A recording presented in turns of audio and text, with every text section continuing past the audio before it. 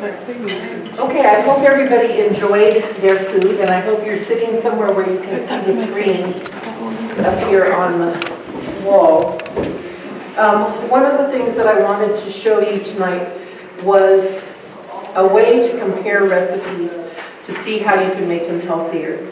Lots of times, we may have a favorite recipe that really is way too rich, way too many calories in it, or there's a way to make it better, and you just need a way to compare to see what kind of results you can get. And so I have a site that I have used in the past to do that. I used it a lot when my husband was first diagnosed as a diabetic, because I had said his first 6 weeks he had to be kept within a certain range of carbs, and I'm like, I don't know how many carbs there are in anything. So I took this site that I had used before, and I took recipes that I would normally cook, and I put them in there, and then I'd see how much he could eat of it to stay within his carbs, and say, well, I'm not going to fix that one, because he's not going to be happy if I give him a quarter cup of whatever, you know. That's not what he's used to having. So that really brought that home to me, how many carbs are actually in a meal or in a recipe. It's much easier when you're not making something that has a whole lot of ingredients in it. So when I went looking to find that site again to show you guys, I found 2 other sites as well. And so I'm going to show you the 3 and their websites, and if there's pins on your desk, on your table, so that you can write down these websites, because I did not get them typed out for you. But, let me see if I can get my little mouse here. I should have forgotten to bring my mat.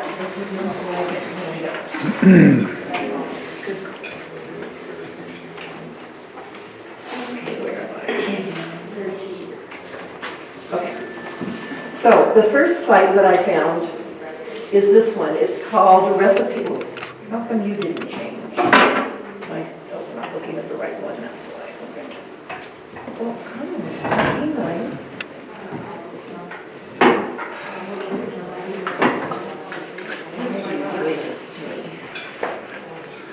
Oh, I know. There we go.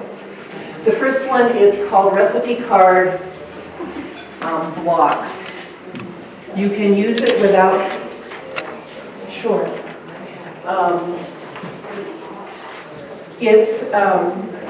This is its website, recipecard.io/recipe-nutrition-analyzer. It doesn't cost you anything to use it.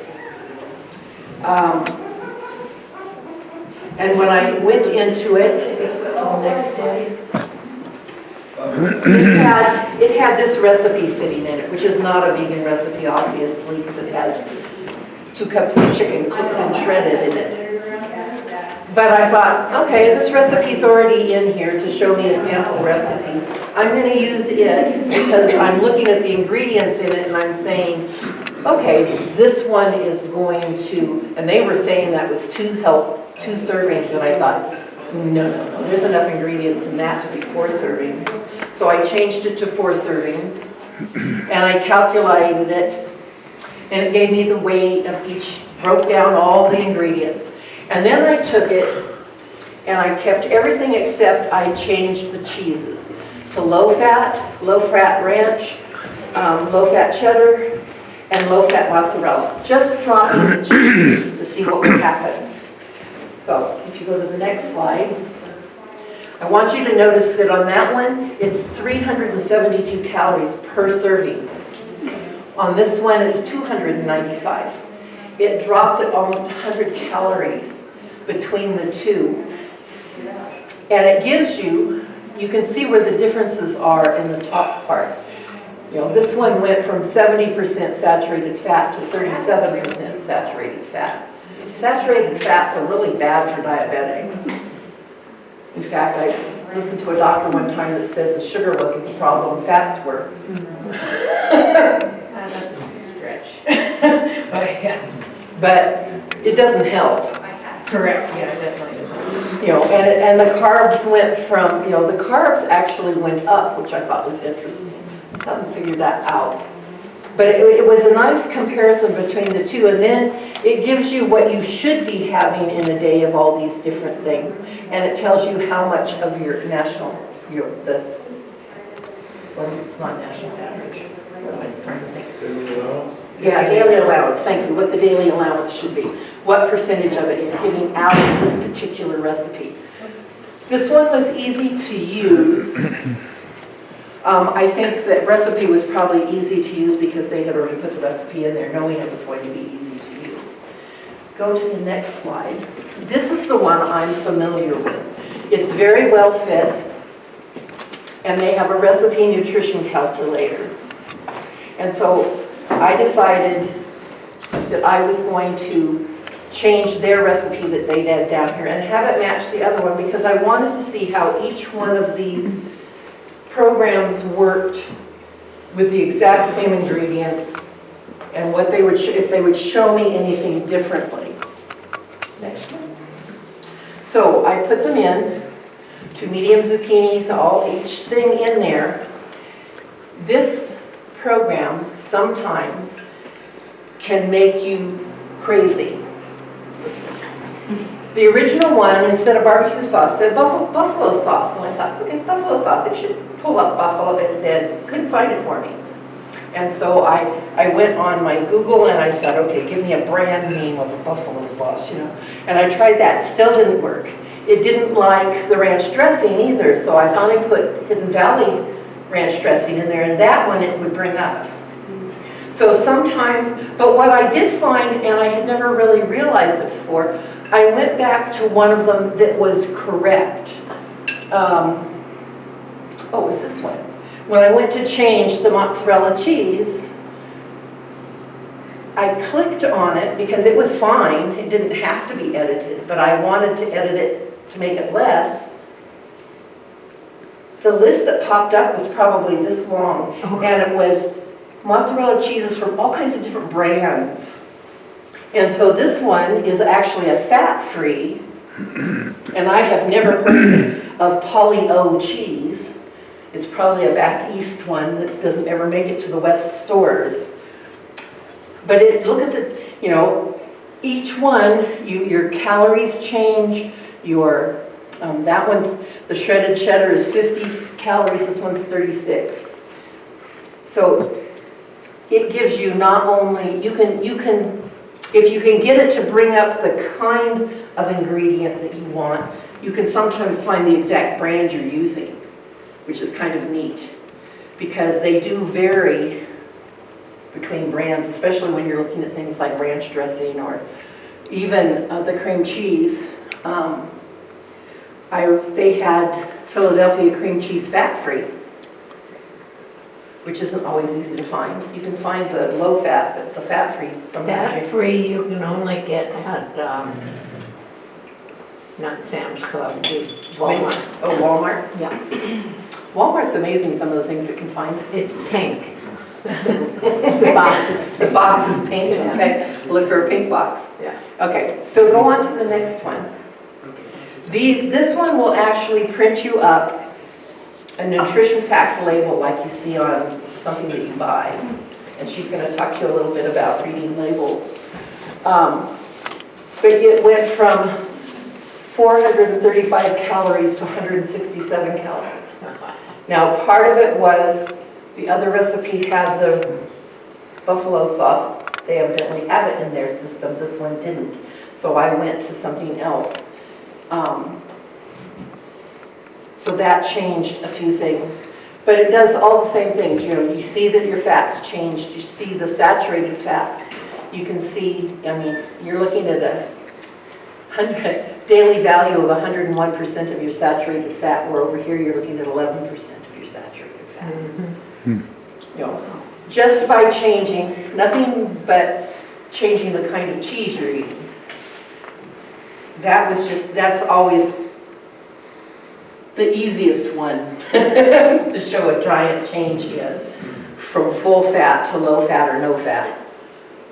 I like this one. In fact, when I was doing the recipes for my husband, I saved all the pages that I printed out that showed the nutrition for that particular recipe, and I keep it with the recipe now. And go to the next one. There's what it looks like when it's printed out. It gives you your ingredients, it gives you your label. It's really a nice something to hook to a recipe if you really want to know. Refer back to it. And this one's free. It doesn't cost you anything to use it. It's just there.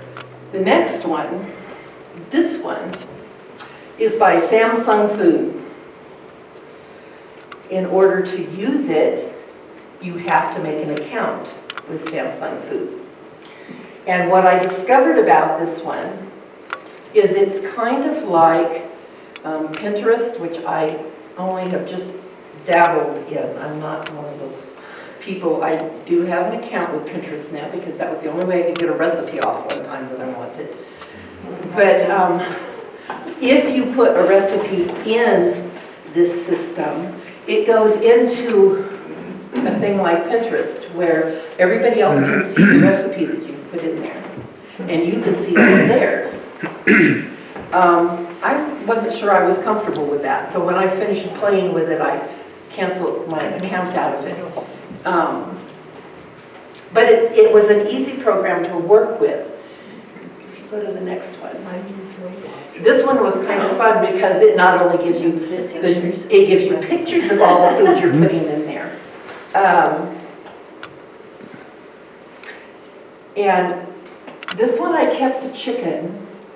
One of the, it must have been the previous one, I actually used corn cutlets in place of the chicken to see the first one. It was the very first one. I forgot to do that on all the rest of them. That's okay. But anyway, you know, you've got your ingredients, you've got your nutritions per servings down here. Not as much information as some of the others did, but it did have the low glycemic index, the numbers for that, and the low glycemic load, the numbers for that. And there's several papers in your packet that talk about what that means, what the low glycemic index is, and what the low glycemic load means, those numbers mean. They were new to me. I had never done those before. So I think that one ends is the last one. Yep. So those were the three that I tried. There are others out there. I was looking for the very well fit one because I had used that one before. And when I saw so many other ones, I said, oh, I'm going to pick a couple others here and compare it and see if anyone works better. And it just kind of depends on how much detail you want and how much, how much detail more than anything else. But it's interesting to be able, because it's not just changing cheeses. You can change the sugars that are in it. You can drop the sugars. I have an old recipe for, it's called Crazy Cake. It's the most delicious chocolate cake that ever was. It's a Depression era recipe, so it has no milk, it has no eggs. But it has a lot of sugar. I have found that I can cut the sugar in half and it doesn't change the taste of that cake at all. And that's something that I have discovered about a lot of things, is you can drop sugars especially. You can cut most sugars by a third to a half in most every recipe that you make, and you're not going to change the quality of the baked good that you've made. But you have cut out a lot of calories by taking the sugar down. I should have put that one in there and done it with the sugar a little higher and lower and let you see what it does. But it was my mother-in-law's recipe, and it's still my husband's favorite chocolate cake. He likes to tell the story about the time he came home from school and his mom had baked a cake that morning. She hadn't frosted it yet. He cut a corner off and ate it. And then he cut another piece off and ate it. By the time his mother got home, he had eaten the whole cake. And It was one time he didn't get beat for eating the whole cake because when she said, "Why did you eat my cake?" He said, "But it was so good, Mom." And I'm surprised he got away with that. He must have really given her the little doe eyes at the same time. Because normally that's not what he would have gotten for eating a whole cake. But he spent a lot of time alone as a kid, so I guess maybe she felt bad and he liked the cake, so it's a really easy one to make too.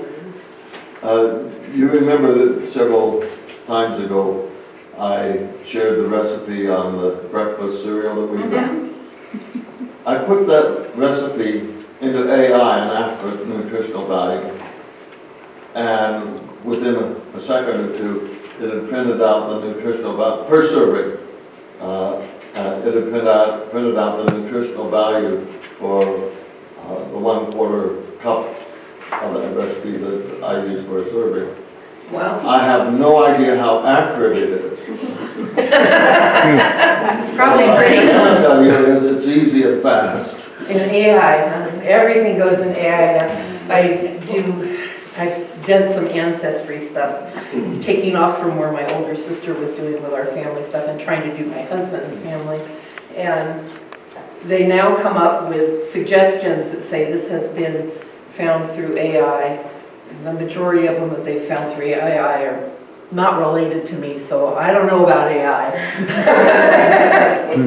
I don't trust it, let's put it that way. Okay, so Misty has some for you as well. I'm going to get mine out here. Okay. All right, forgive me, I'm gonna have my little, sometimes I think of things I need to write down so I don't forget, so I keep these here just in case you guys have questions I have to follow up on, because I have been a dietitian for 12 years, but I don't know everything, so sometimes people ask questions and I have to find the answer. Okay, so Misty Roberts is my name. I'm a dietitian. I graduated from ISU, and I've been practicing for 12 years. I worked in mental health at State Hospital South for a long time, about 6 years, and then during that same time frame, I worked at Portneuf Medical Center in their inpatient. So I was working 2 jobs. I was a single mom then, so I worked 2 jobs, and then moved to Portneuf and just did critical care there and medical and surgical care, a little bit of babies and kids, not as much. And I worked in a nursing home. And now I work for the Idaho Food Bank, which is a very different and much better place to be right now. So the Idaho Food Bank is a nonprofit. Just in Idaho, it's not a government entity, it's a nonprofit, even though it says Idaho. And so because that is what I do, I will be talking just a smidge about that. Go ahead and go to the next one. So just our little agenda, I'll just talk about food insecurity and diabetes, and then we'll talk about the disease states, diet recommendations, and food labels, and then we'll go over the science, which was fun for me. I got into a rabbit hole of information. So, I kind of skipped. Sorry, I already did that. I introduced myself a little bit. Okay, so do you guys know the difference between food insecurity and hunger? Do you know the difference between the two? One, if it's an insecurity, you worry about whether or not you have food. Yes, for sure. So hunger is that feeling that you probably felt before you came to this class. Food insecurity is feeling that hunger and not having any idea when or where you're going to get the food to take care of that feeling. And not only is it food in general, but not having access to nutritious food also is something that is very concerning with food insecurity. So 11.5% of Idahoans are food insecure, and 14.5% of those are children, which is pretty sad. So those kids are, they benefit from like school lunch programs, lunch in the park, things like that. Hopefully their parents are taking them to get some food at food pantries and feeding sites, things like that. So it's associated with numerous adverse, like social and health things. So a lot of food insecurity people have diabetes that's uncontrolled, cardiovascular disease, Even though they don't know where their food is always coming from, they're not necessarily undernourished. Sometimes they are obese, and we call that food insecure obesity. And the main reason for that is that because they don't know when their next meal is coming, they're going to eat whatever is available, right? So the number one priority is to get food in our bellies, right? And so if they don't have a choice on what they can eat, those who are food insecure, then they're going to choose what's there so they can fill their bellies. So sometimes that does cause that. I'm going to have you email this out, and then you can click on. So this link is just there if you ever want to look. There's a giant map that Feeding America puts out that just kind of shows you like where the poverty areas are in Idaho if you're curious about that. Chris, right? Yeah, we were talking about that earlier, just how like some areas are higher need than others. The rural areas in Idaho are usually typically the highest need, and we call those food deserts. So places where people don't have access to food in general, but also don't have access to nutritious food. So even if they do get benefits like food stamps or something like that, the only place they can use those is like a convenience store. And so there's not a lot of options in convenience stores. And then the other thing I just wanted to touch on is the cost of diabetes, because that also reflects why food insecure people have a hard time managing their comorbid conditions. They can't afford food, they probably can't afford the medical care for it as well. So in 2023, it was $413 billion a year to take care of diabetes. So pretty staggering statistics. Was that figure for Idaho or for the? That's for the whole country, yep. Yeah, I'm not entirely sure if I have statistics on that for Idaho. Okay, any questions about that?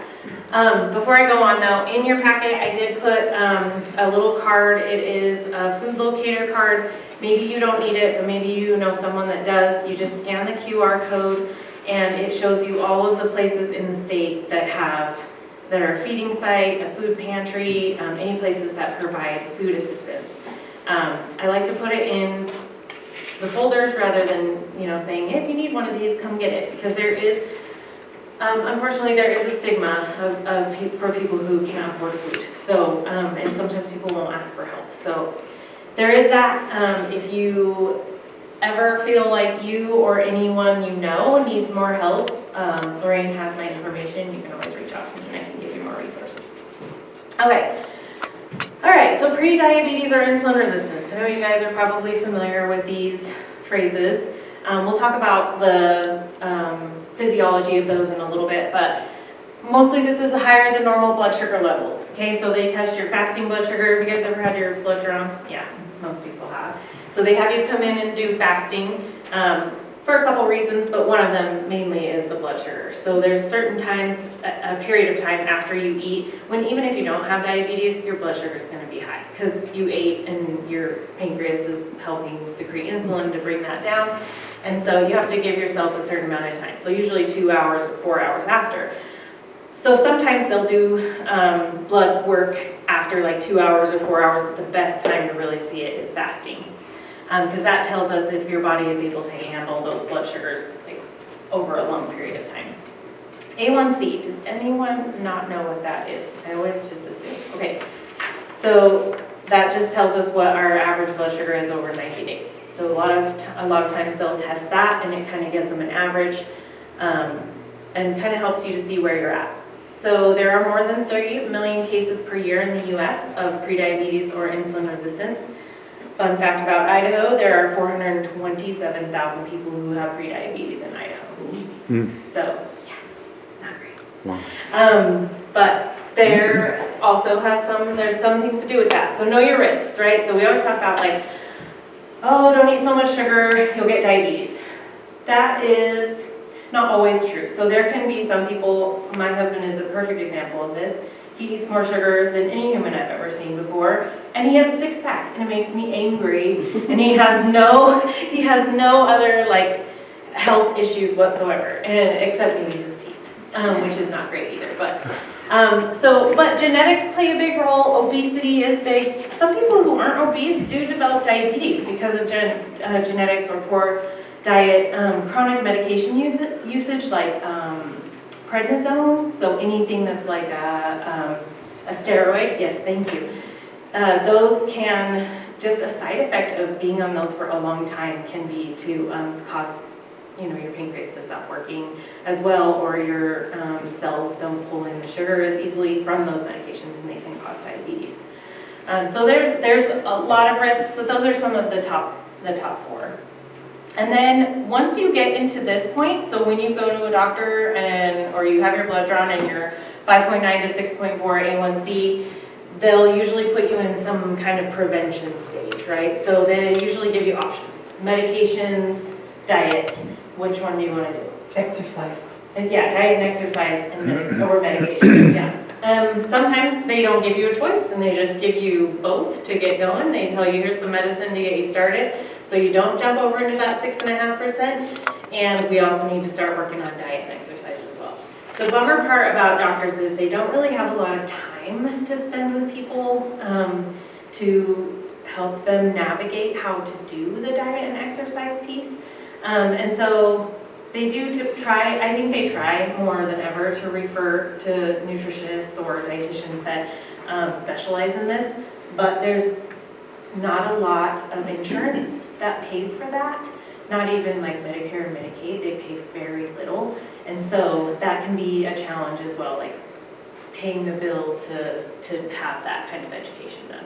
So little classes like this, which are amazing and free, where you can get this great information. By the way, she says she's not an expert, but really, I have been to many classes, and the first one I came to, I checked all the handouts just to make sure, and she really does provide very good information. So anyway, just wanted to put a plug out there. Thank you for that. Yay. Okay, next slide, please. And you guys can stop me if you have questions or comments. So a couple kinds of diabetes. Technically there's a type 3, but it's a little controversial right now, so we'll just do the 2. So type 1 is an autoimmune disorder. It's typically diagnosed in adolescents, but more and more is being diagnosed in adults. Why? We don't really know the answer to that question yet. But type 1 diabetes is insulin dependent. So typically these people, and usually kiddos, they have to have insulin on board in order to survive. So they don't have, their body's either not producing any, or it's very, very little, not enough to sustain their life. They do regular blood glucose checks. Some give themselves shots, some have a pump that gives them insulin. And they probably check, and if they have a continuous glucose monitor, they don't necessarily have to check their blood sugars as often, but even then they still have to prick their finger quite a few times a day to find out what their blood sugars are. The cool thing about a continuous glucose monitor, or a CGM, is that finger pricks only give you like that moment in time, right? So you could have a blood sugar of 400 and you have no idea whether that blood sugar is on its way up from 400 or on its way down from 400, right? So that's why CGMs are awesome, because for people who have diabetes, because it can show you like what it's doing. Is it 400 going up? Is it 400 going down? What are we doing with this? So it's a really, really good tool. Also can be very expensive if your insurance doesn't pay for it. Type 1 diabetics should live a relatively normal life, right? Because their pancreas is just on the outside of their body. So they have to watch their carbohydrates so they know how much insulin to give themselves. But they really should be able to eat just normal, all the time diet, because they can cover that with insulin, just like our bodies would if we didn't have diabetes, the pancreas on the inside. Any questions about that? Okay. So type 2. This disease can be asymptomatic, which means you have it, but you don't feel any of the symptoms, right? So, and it can be asymptomatic for years, like 10 or more, like an entire decade. You could have diabetes and have no idea that you have it.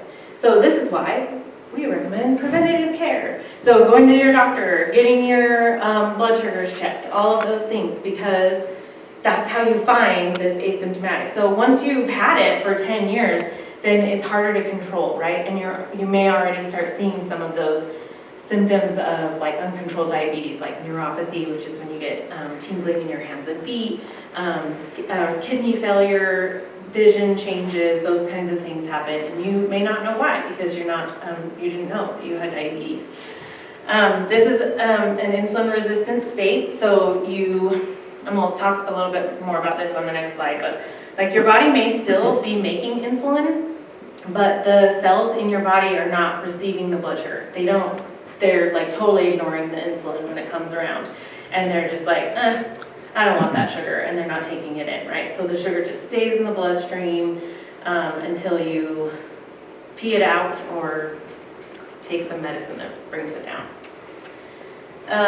So type 2 is often associated with other comorbid conditions like cardiovascular disease, renal failure, so kidney disease, those kinds of things, which is one of the reasons why saturated fat is not good for diabetics, because that's always going to put you at higher risk for cardiovascular disease, and then you've got that trifecta of other issues that you have to manage. So diagnosing this is a blood glucose above 200 milligrams per deciliter times 2. So if they're like monitoring your blood sugar and you have one at 4 hours after you eat that's above 200, if you have 2 of those in a day, that can be diagnostic, or an A1C of 6.5% or higher. Sometimes at a 6.5, physicians, I'm not 100% sure on this, why they do this, but I've seen physicians say, let's see, like you're at a 6.5, let's give it 90 days, you kind of like, let's start watching your diet and let's see, before they actually do like a diagnosis. And they may do your A1C again, and it, drops down to like a 5.9, and so maybe that was just an anomaly where you really didn't take care of like how you were eating. So sometimes that's not diagnostic, but it really depends on the physician. And then symptoms of diabetes. So if you are in that asymptomatic phase and you are having any of these, this may be a time when you would want to like get it checked out. So excessive thirst. I'm talking lots of thirst, and you want sugary things. So you want like soda, you want juice, you want those kinds of things. Urinating frequently, 1, because you're drinking a lot of fluid, but 2, your body gets rid of those extra sugars through urine.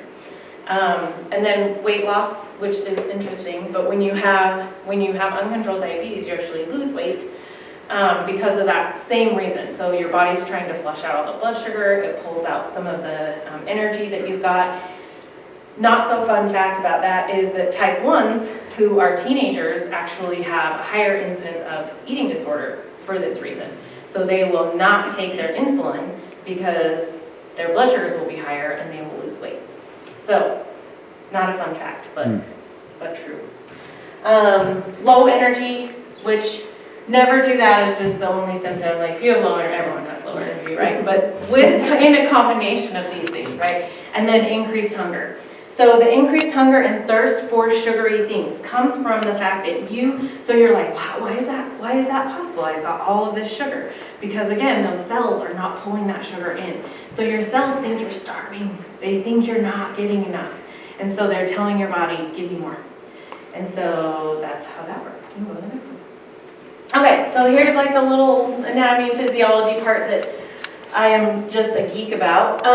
So this just kind of shows you here, so like when you eat something, it goes into your gut, passes through your stomach and into your small intestine. And once it starts to move into your bloodstream as sugar, there are signals that tell the pancreas that it needs to secrete insulin, right? And so in someone who doesn't have diabetes or insulin resistance, the insulin comes out, it goes to the cells. The cells have a little receptor, I like to call it the key. So it's a GLUT2.